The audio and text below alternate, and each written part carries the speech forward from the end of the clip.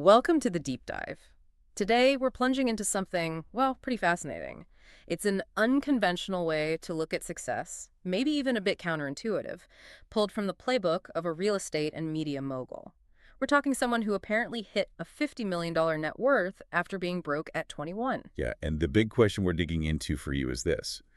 If silence after someone says yes really equals profit, can these super simple rules like wrap it up and let them speak first actually scale you to, say, mid-8 figures? Exactly. So our mission today is to unpack these specific tactics, these sales and negotiation rules that sound almost too simple, and crucially, the financial discipline that has to go with them. It really all seems to boil down to this core idea.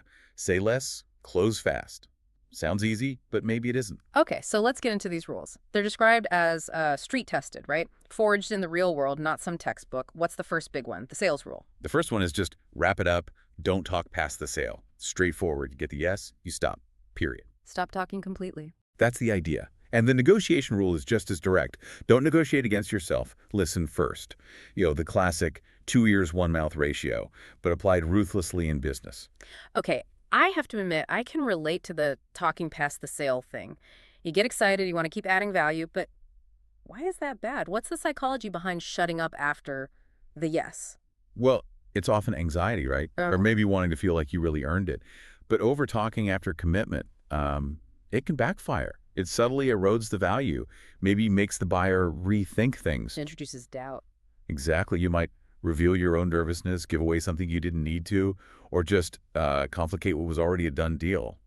Silence lets their decision solidify. It's powerful. And the listening first part. That gives you a huge information advantage. You don't anchor yourself by throwing out the first number or condition. You let them lay their cards down. It means better discovery, fewer pointless objections, shorter sales cycles, honestly. So operationally, what does that look like? Yes means paperwork. Straight away.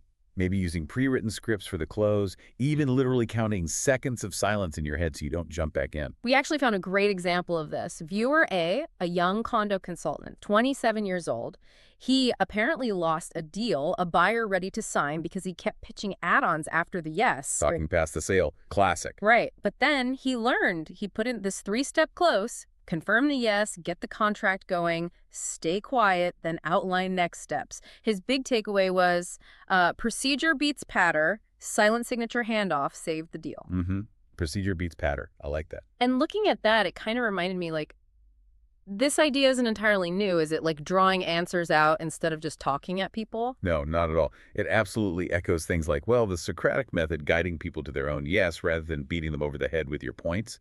It's really about minimizing friction. Friction minimization, like a one-click buy online. Precisely. E-commerce doesn't try to be eloquent at checkout. It tries to be invisible, efficient. The less you say after yes, the less friction, the less chance for things to go sideways. Okay, viewer A's story really brings that home. But here's the pivot. Closing the deal is one thing. What happens next? The sources we looked at were really clear that this say less, close fast stuff, it only gets you to that mid-8-figure level if it's bolted onto serious financial discipline, yeah, absolutely. Otherwise, it's just, motivational fluff. Nice idea, but doesn't build wealth on its own. So the verdict is kind of mostly true, but with a massive asterisk. Exactly. Huge asterisk. It needs systems, disciplined spending, repeatable sales pipelines, solid processes after the close.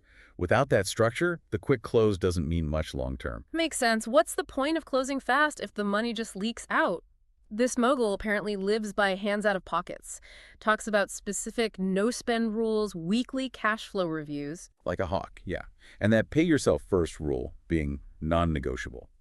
It's about building that financial fortress, fighting off that anxiety you feel when income starts coming in, but isn't stable yet. There were some great quotes too, like, the most dangerous negotiator in the room is my mouth. Yeah, that tracks with the say less theme. And this one.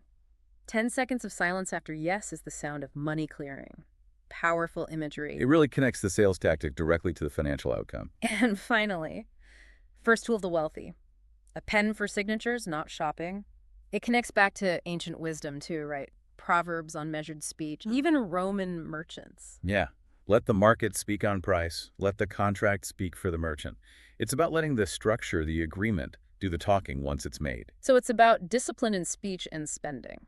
Fundamentally, it seems to be about intentional action versus just drifting. Yeah. Not letting good sales be undermined by bad financial habits or uncontrolled talk. So for you listening, maybe the question is, which habit needs fixing first? Your sales close or your spending? Pick one. Start there. Listen more, close cleaner, maybe keep those hands out of your pockets a bit more, see what happens.